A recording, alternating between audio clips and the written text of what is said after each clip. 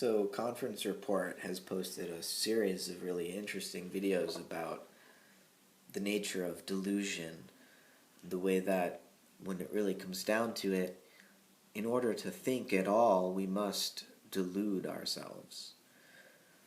Which is to say that whether we are religious in the sense of engaging in, liturgical practices of, like prayer, where we talk to God and listen to God and, engage in a type of activity that for a modern, secular, rationalistic, scientifically minded person would seem insane. And indeed, there would seem to be this deepening rift in contemporary society that's dividing religious believers from atheists and secular scientific materialists. On the other hand, there's another, I think, sociological phenomenon that you might refer to as the post-secular, in the way that, what used to be called the secularity thesis by sociologists hasn't really played out. The secularity thesis was the idea that as globalization, as modern markets reached into every nook and cranny of the world, that and as technology spread, democracy would spread, and as democracy spread and capitalist markets spread, people would give up their old religious beliefs and adopt a more scientific, pragmatic, instrumental, materialistic way of dealing with the world. But clearly, things haven't really panned out that way. Religion has become a dominant, has remained, I guess, a dominant force in the geopolitical arena. So in some ways, the whole atheist versus theist,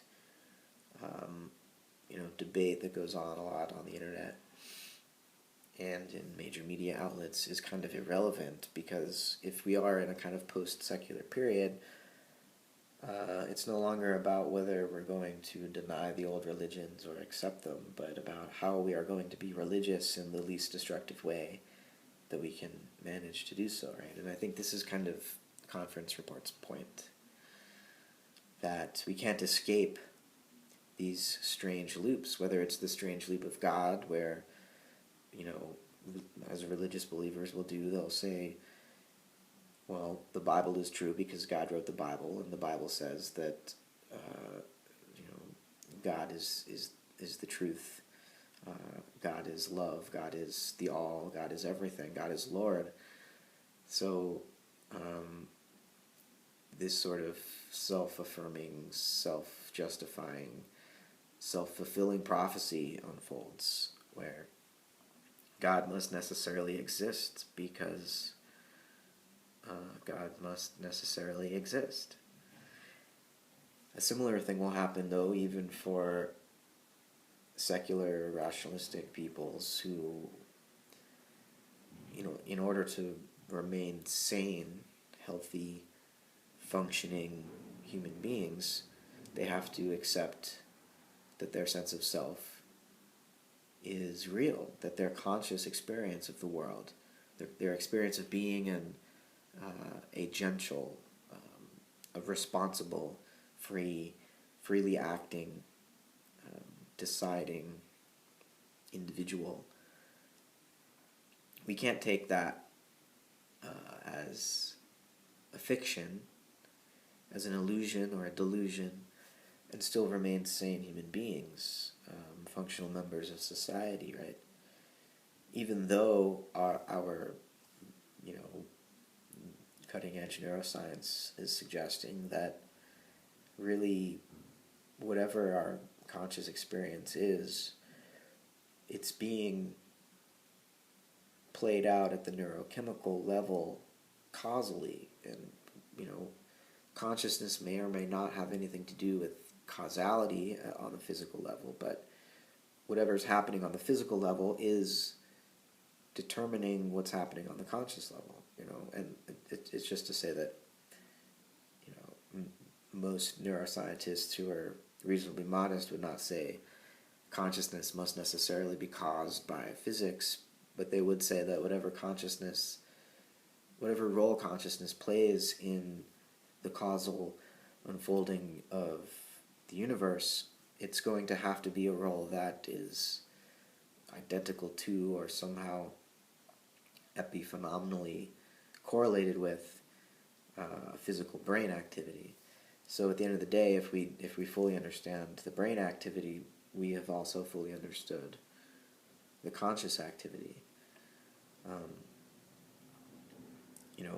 If neuroscience is suggesting this, then the rationalist, the scientific materialist, is put in this position of having to,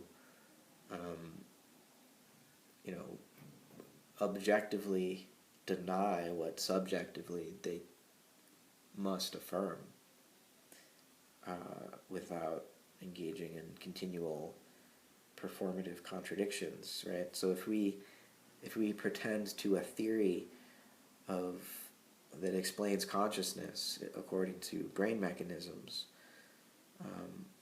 we've undermined our own the condition for the possibility of our own theorization of a brain mechanism, right? Because if my thought of consciousness as reducible to brain mechanisms is true, then I've implied then that the brain can theorize about its own underlying mechanisms. And so there's this contradiction about a mechanism being able to theorize about it, right? There's a ghost in the machine.